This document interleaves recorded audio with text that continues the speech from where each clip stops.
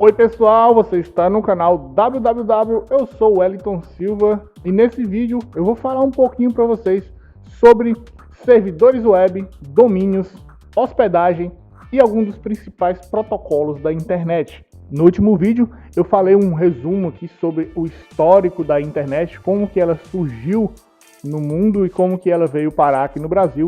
E vamos dar continuidade aqui ao assunto, falando agora sobre servidores e tal, até a gente começar a nossa aula de HTML. Então, indo direto ao assunto, o que é um servidor web? Servidor web nada mais é do que um computador dedicado a disponibilizar uma aplicação web, um site para a gente. Esse servidor web ele pode estar localizado em uma rede local ou pode estar disponível na internet para a gente acessar de qualquer lugar. Muita gente acha que servidor web precisa ser um computador de última geração, muito potente, com diversos HDs, SSD, muita memória, muito processamento. Na realidade, isso é o essencial para que o computador consiga responder todas as requisições. Mas um computador basicamente pode ser um notebook, se você quiser, com pouco poder de processamento, desde que ele seja capaz de responder às requisições dos usuários. Existem diversos servidores que estão ligados a um servidor web, como por exemplo, junto com o servidor web eu posso ter um servidor de banco de dados, eu posso ter um servidor de firewall, eu posso ter um servidor de proxy, todos funcionando ao mesmo tempo para que o sistema funcione de uma maneira correta. Um outro servidor também muito importante, eu vou falar daqui a pouco, é o DNS, que é basicamente o responsável por identificar um site na internet. Ainda falando aqui de servidores, nós temos um outro ator muito importante aí nesse mundo da internet, que é o domínio. Você sabe o que é um domínio? Pois bem, o domínio é o famoso www.wellingtontutoriais.com.br, ou seja, é o endereço do site. Então, é aquele nome que vai identificar aonde que um serviço ou uma aplicação está hospedada, está guardada no servidor.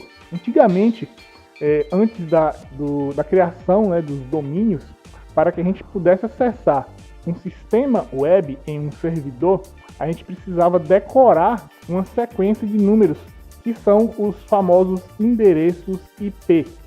IP significa Internet Protocol, ou protocolo de internet, e é um número, uma sequência de números decimais que identificam um computador na rede, ou seja, é o endereço que me diz aonde aquele computador está hospedado, onde que ele está funcionando.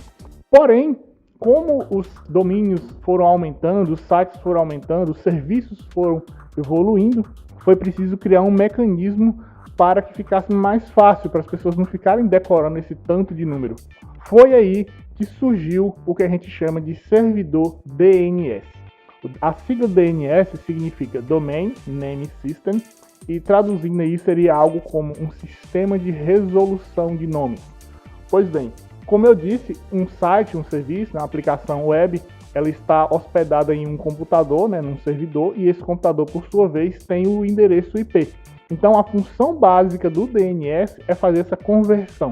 Quando o usuário vai no endereço do navegador e digita aquele endereço e dá Enter, na prática, ali por trás, o que está acontecendo? Está sendo feita uma requisição ao servidor, que a gente chama de requisição HTTP, com esse endereço, e essa requisição vai até o primeiro servidor mais próximo daquele computador que está solicitando esse serviço, esse site, que é o computador cliente. Ao chegar nesse servidor, o DNS faz o papel dele, que é identificar aonde que aquele domínio está configurado no servidor, ou seja, em qual diretório do servidor aquele domínio está hospedado. Feito isso, ele ao encontrar, ele devolve, aí nós temos já o que a gente chama de uma resposta HTTP, devolve esse endereço, nesse site, ou esse conteúdo, esses arquivos que estão ali, no formato HTML, e ele retorna para o cliente, aparecendo ali para o cliente no navegador.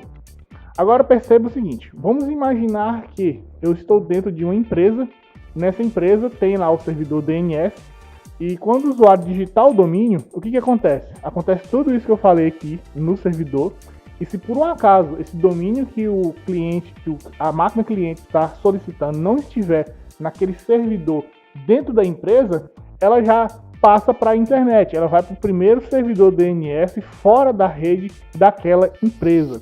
Possivelmente não, ela vai direto para o provedor de internet que está disponibilizando a internet para aquela empresa. Lá nesse provedor também possui um servidor DNS que faz o mesmo papel e verifica se aquele domínio está hospedado nele, no seu próprio servidor.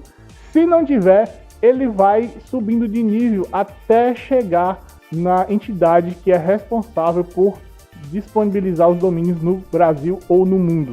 No Brasil, tem um site chamado registro.br. Ao localizar esse site, ele vai devolver essa requisição para o provedor de internet, que por sua vez devolve para o servidor dentro da organização até devolver essa página para o cliente. Hoje, para a gente registrar um domínio a nível nacional no registro.br, a gente paga uma taxa de R$40. Essa taxa ela dura por um ano. Se você quiser fazer um domínio internacional, existem alguns serviços de hospedagem no Brasil que fazem esse papel de fazer o registro a nível internacional, e alguns deles fazem também a nível nacional e acabam até fazendo promoções, como por exemplo, você registrar o domínio com eles, ganha uma hospedagem grátis, ou você registra a hospedagem com eles e ganha um domínio grátis. Bom, o que é a hospedagem? Esses servidores de hospedagem que a gente contrata nada mais são que os próprios servidores web que a gente pode instalar na nossa empresa. A vantagem da gente contratar um servidor de hospedagem fora da empresa é que toda a atualização, manutenção desse servidor é feito pela empresa que a gente contratou. Portanto, quando a gente faz esses contratos, na grande maioria dos casos, ou 99,9% dos casos, essas empresas elas garantem que o site ele vai estar disponível, né, o sistema, o servidor disponível 7 dias por semana, 24 horas por dia, 365 dias por ano. A não ser se o ano for bissexto, aí pode ficar um dia sem internet. Então, servidor de hospedagem e servidor web basicamente é a mesma coisa. Aliás, é a mesma coisa. Com a diferença que um você pode fazer em casa, você pode fazer na sua empresa, e outro você pode contratar. Geralmente, serviços onde há um tráfego muito alto de dados, como por exemplo um banco, e que exige muita segurança, a infraestrutura é toda do banco. Eles não contratam um servidor de hospedagem para fazer isso. E eles nem são doidos de fazer isso. Porque o servidor, inclusive, não vai garantir segurança para um banco, por exemplo.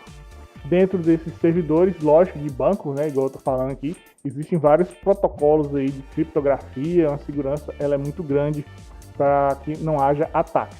Mesmo assim, em algumas situações ainda acontece. Bom, então, já que eu estou falando aqui de servidores e hospedagem, vamos falar um pouquinho aqui sobre os principais protocolos de comunicação na internet.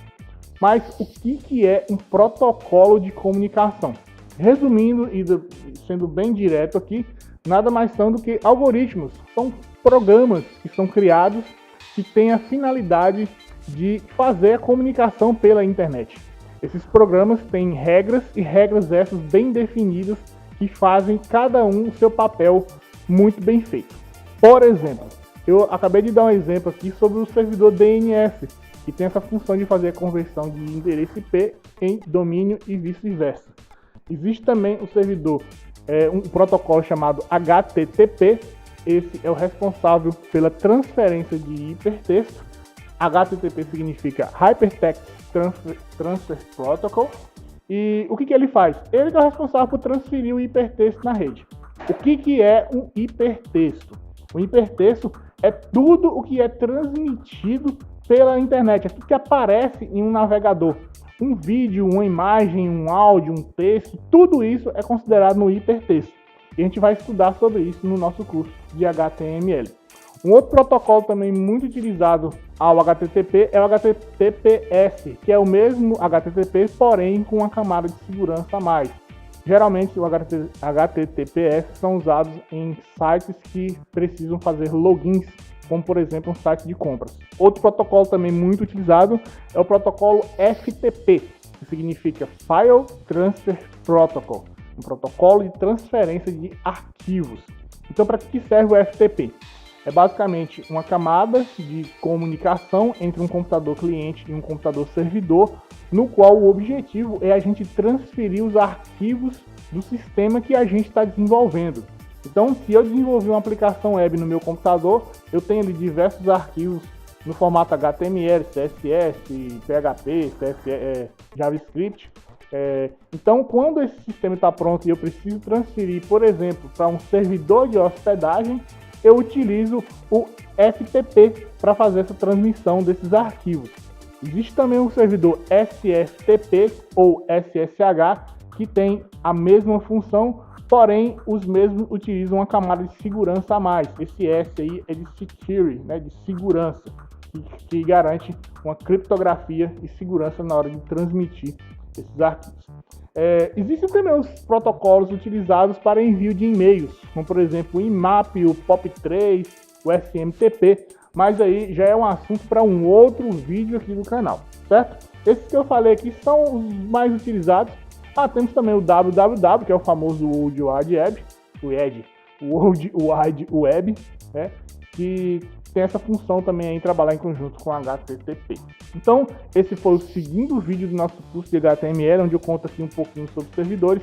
Espero que eu tenha sido claro. Se você não entendeu alguma coisa que eu falei aqui, por favor, deixe nos comentários que a gente vai respondendo e trocando ideias aqui. Eu gostaria que você ajudasse o canal, compartilhando esse vídeo com seus amigos nas redes sociais. Não deixe de se inscrever, habilitar o sininho e toda semana tem um vídeo novo aqui do nosso canal sobre o curso de HTML. Um grande abraço para vocês e até o próximo vídeo.